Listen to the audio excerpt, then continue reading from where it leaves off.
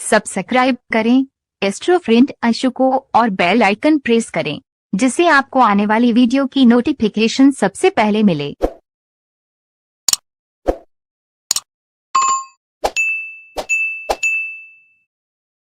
जय माता दी मित्रों, आप सभी का आपके अपने चैनल एस्ट्रो फ्रेंड अंशु में स्वागत है। मैं Anshu Gupta, astrologer, vastu expert, palmist and numerologist.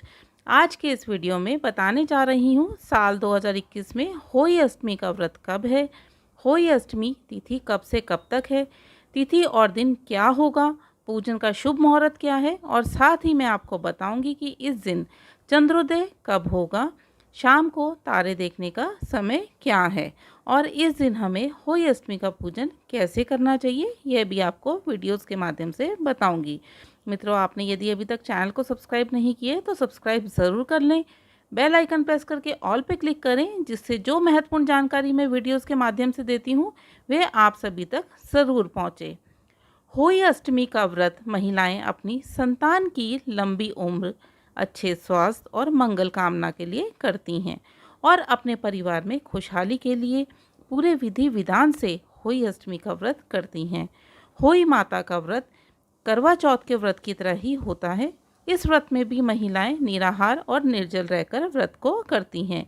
कुछ महिलाएं इस व्रत को शाम को तारे देखकर, तारों को अर्घ देकर व्रत खोलती हैं, तो कुछ महिलाएं चांद को देखकर, चांद को अर्घ देकर व्रत खोलती हैं। ऐसी मान्यता है कि इस दिन चंद्रदेव बहुत देरी से उदय होते हैं, इसलिए इस व्रत को करना थोड़ा सा कठिन हो जाता है। साल 2021 में होई अष्टमी का व्रत कार्तिक मास के कृष्ण पक्ष की अष्टमी तिथि 28 अक्टूबर दिन गुरुवार को है। इस दिन होई अष्टमी का व्रत रखा जाएगा और होई अष्टमी की तिथि प्रारंभ होगी 28 अक्टूबर दोपहर 12:50 से और समाप्त होगी 29 अक्टूबर दोपहर 2:09 पर। होई अष्टमी के दिन राहु काल का समय दोपहर 2:11 से 3:51 तक रहेगा। इस समय आपको कोई भी शुभ कार्य नहीं करना चाहिए। इस दिन किया गया कोई भी शुभ कार्य का फल हमें नहीं मिलता है।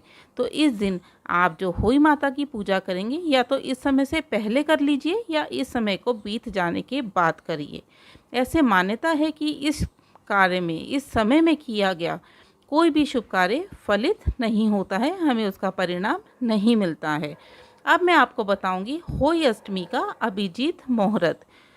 इस दिन का अभिजीत मुहूर्त है सुबह 11:48 से दोपहर 12:23 तक। यह मुहूर्त किसी भी शुभ कार्य के लिए सबसे उत्तम माना जाता है। यदि आपको कोई मुहूर्त नहीं पता है और कोई आपको शुभ कार्य करना है, तो आप इस समय में करेंगे तो बहुत अच्छा रहेगा।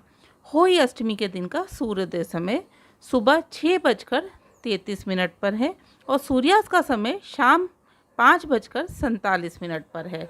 इस दिन का चंद्रोदय का समय है रात को 11:47 पर, यानी कि 11:47 पर चंद्रोदय होगा। और इस दिन जो महिलाएं तारे देखकर व्रत खोलती हैं, उनके लिए तारे देखने का समय है शाम को 6:03 पर। ऐसी मान्यता है कि हमारे हिंदू धर्म में माताएं अपने बच्चों के लिए इस व्रत को करती हैं। यह व्रत माताओं के लिए होता है, यानी कि वे अपने संतान के लिए इस व्रत को करती हैं तो बहुत खुशी खुशी करती हैं। इस व्रत को माताएं बड़े उत्साह के साथ अपने संतान की लंबी आयु, उनके कल्याण के लिए और उनकी हर प्रकार की खुशहाली के लिए होई माता के व्रत को पूरे विधि विधान से रखती हैं। रात को चंद्रमा या तारे देखकर व्रत को खोलती हैं। जिस तरीके से करवा चौथ का व्रत महिलाएं अपने पति की मंगल कामना के लिए करती हैं, उसी प्रकार से होई अष्टमी का व्रत महिलाएं अपनी संतान की मंगल कामना के लिए करती हैं। जो महिलाएं होई अष्टमी का व्रत रखती हैं, वे शाम को, यानी कि आपने जहाँ पूजा करना है उस शाम को उस दीवार को अच्छे से साफ करके होई माता का कैलेंडर लगाकर पूरे विधि विधान से पूजा करनी चाहिए। ऐसी मान्यता है कि जो महिलाएं निसंतान हैं, यानी कि जिनको संतान नहीं है, वे बहुत समय से संतान के लिए परेशान हो रही हैं, यदि वह इस व्रत को पूरे श्रद्धा भाव से करती हैं तो होई माता उनकी कामना पूर्ण करती हैं। बहुत जल्द ही उनको संतान सुख की प्राप्ति होती है। होई अष्टमी का व्रत दिवाली के एक हफ्ता पहले और करवा चौथ के 4 दिन बाद आता है। जो महिलाएं इस व्रत को रखती हैं उन्हें सूर्योदय से पहले स्नान कर लेना चाहिए और इस दिन भूलकर भी काले नीले रंग के वस्त्र धारण ना करें। हो सके तो लाल, पीले या हरे रंग के वस्त्र धारण करने चाहिए। एक दिन पहले मेहंदी लगाना चाहिए, ऐसा शुभ माना जाता है, तो मेहंदी ज़रूर लगा लेनी चाहिए। इस दिन जो भी माताएं व्रत करती हैं उन्हें अच्छे से श्रृंगार करके माँ की पूजा करनी चाहिए और श्रृंगार में कांच की चूड़ी ज़रूर धारण करनी चाहिए। शाम के समय अब आपने जहाँ पूजा करनी है तो आप कहाँ पे करेंगे? आपने नॉर्थ ईस्ट यानी कि ईशान कोण में बैठकर पूजा करनी है।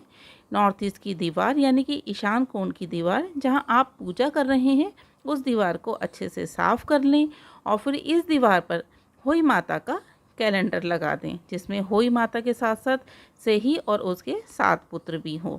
इस कैलेंडर के पास आपने एक चौकी बिछा लेनी है। अगर हो सके तो बिना कील की चौकी लेना। बिना कील की चौकी सबसे ज़्यादा शुभ मानी जाती है।